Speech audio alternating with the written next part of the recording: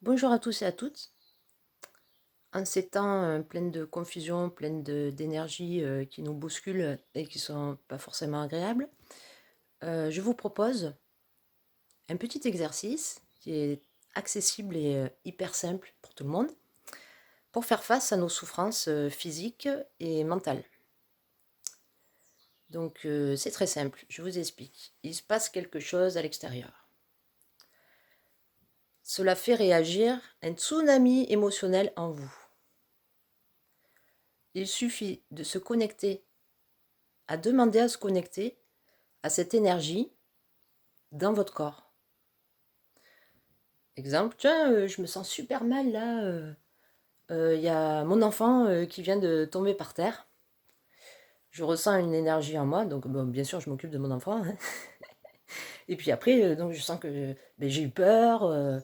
Voilà, donc après, une fois que mon enfant ça va mieux, euh, je, je me connecte à cette peur. Je demande à me connecter à cette peur.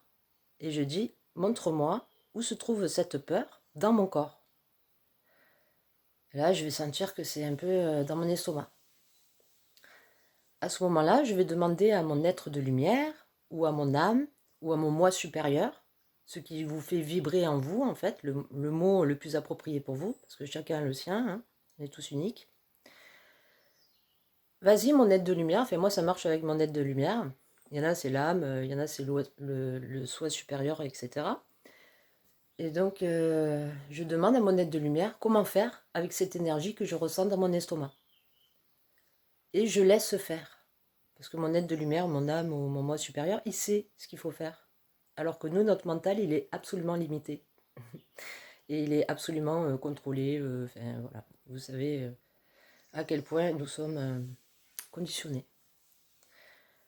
Donc je laisse agir cette partie de moi, donc la partie la plus lumineuse, celle qui sait, et je la laisse faire, et je respire, et je suis dans l'observation. Je ne contrôle rien, absolument rien. Et je laisse faire, et puis comme par hasard, eh ben, en fait, cette souffrance disparaît. Et ça marche aussi pour toutes les douleurs qui sont physiques. Et ça marche aussi pour toutes les programmations qui sont en nous. Donc, c'est-à-dire que notre cerveau, il est comme un ordinateur. Et on a accumulé, on a hérité des programmations suite à des expériences qui n'ont pas été forcément comme on l'aurait voulu. Et donc, par exemple, on est en couple avec quelqu'un, et puis ce quelqu'un, il préfère être avec quelqu'un d'autre que nous. Et donc, on est très triste, on se sent abandonné, on trouve que c'est injuste, etc. Et donc, on peut déjà faire la technique de l'aide de lumière ou l'âme ou le son soi supérieur pour évacuer toutes ces émotions qu'on a en nous. Et après, ce qu'on peut faire, c'est se demander, la plupart du temps, on va se dire, ouais, ben, par exemple, ouais, moi, les garçons, c'est pas pour moi, ils préfèrent toujours une autre que moi, par exemple. Et donc, on se crée des programmations, c'est-à-dire que on va demander à notre mental de, ben, dès qu'il y a un garçon qui va s'approcher de nous, ça va être va des rétro satanas, quoi. Ça va être t'approches pas de moi parce que j'ai la croyance que les garçons, c'est pas pour moi. Vous voyez? Et ben ça, ce genre de choses, ce genre de programmation, on peut les libérer aussi avec cette technique. Et donc, on a tout un tas de choses à libérer à nous. Et je pense que le confinement, c'est l'idéal pour ça.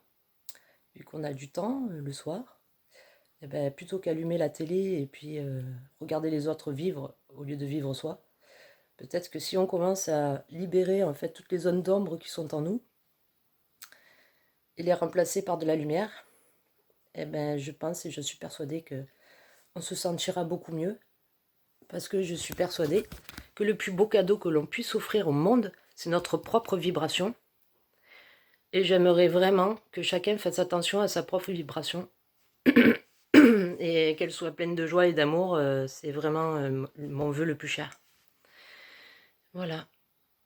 Donc, veillez à votre propre vibration, je vous en prie. Surtout en ces temps hyper difficile. Je vous salue.